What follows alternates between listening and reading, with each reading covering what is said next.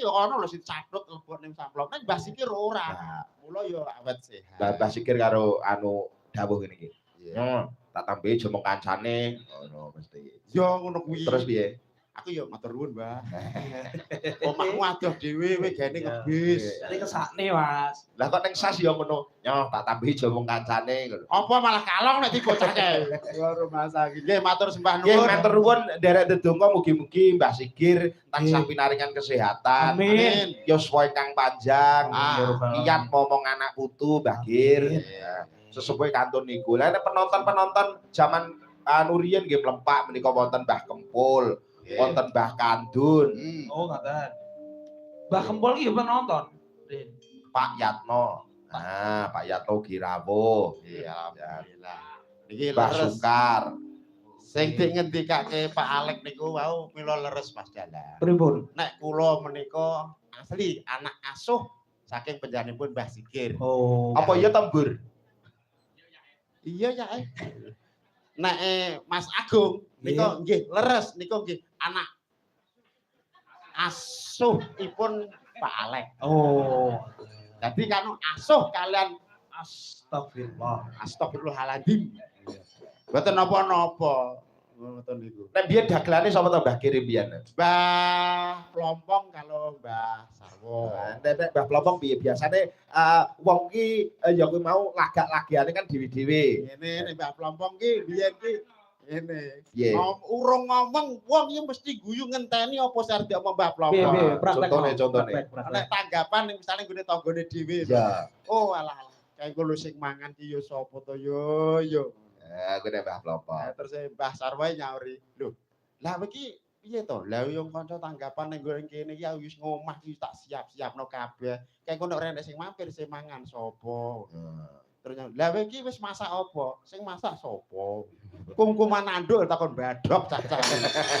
Ya ning ngono kuwi. Biar ya. Wah ngono kuwi engko nek wis enek prahmane Bambang Cakil karo Sumariwing.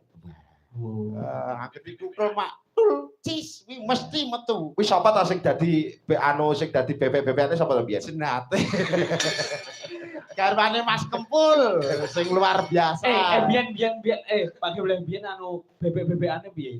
Nek bebek-bebekane. Gak iso nek saiki. Gak iso. Nek cahe saiki sumpah ngecakne kaya biyen durung karuan iso. Oh saya. Biyen niku semu, Mas. Oh ngoten nggih. Nggih. Wong metu Cakil niku jadah disuduhi nang wapi lho. Nek lah apa ki lah nyuluhi yo apik. Pripun? Buta-buta Cakil untune jadah disuduhi ngono. Wong wis Pak Deyer dipangan nang guyu lho jaman. Lah saiki lho kok arep banyul lho bingung bahan iki lho. Zaman saiki dagelan. Matur nuwun Mbah Sikir wis ngekek modal ning aku. Pripun modale napa? Modale iki ora rupa duit. Anu kendaraan. Wong Mbah Sikir numpak kendaraan dhewe ra iso. Sampeyan ngenyak ya. Ora kok kenyek. Mbah Sikir iki kan biyen mulo nek numpak iki mesti sing gonceng yo almarhum Pak Parno. Sing ngetukne ning kali yo Mbah Sarbun. Kok iso sampean ngoyo karo Mbah Sikir numpak motor wedi. Oh numpak motor diloroi anak buane. Wah aja tebuti, aku aja mbok tekoki. Sumpah demi Allah kuwi. Aku kok kelingan nyuntik di Mbah Sikir kan. Lah tenan to kandhang. Nek alhamdulillah sakniki tetep sehat. Sehat. Sehat no disehat-sehat nih. Nah, Mas Haikal, zaman biyen niku sing ngomong nggih kula. Mosok. Dadi nganten mbok lem. Ngaku-ngaku. Wah, Haikal biyen kecil kancaku kok iso.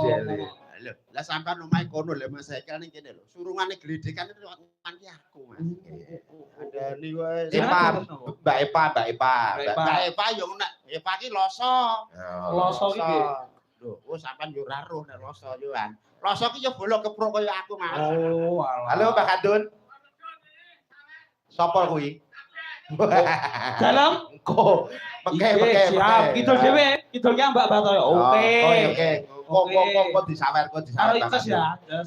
Mengke Mbak Kandun mengke. Nggih, pokoke Ben niki cerita sik iki. seneng-seneng riyen mawon. Nggih, leres. Niki kathah kemarin jenengan diaturi gending-gending mawon. Oh, Oke, kang nembang mawon. nggih, ngoten nggih. Mumpung menika pengendange Mbah Langkir, dadi Kepro. Ora tak gacok kowe engko malah. Mbah Langkir dolane lho, mesti papak anake.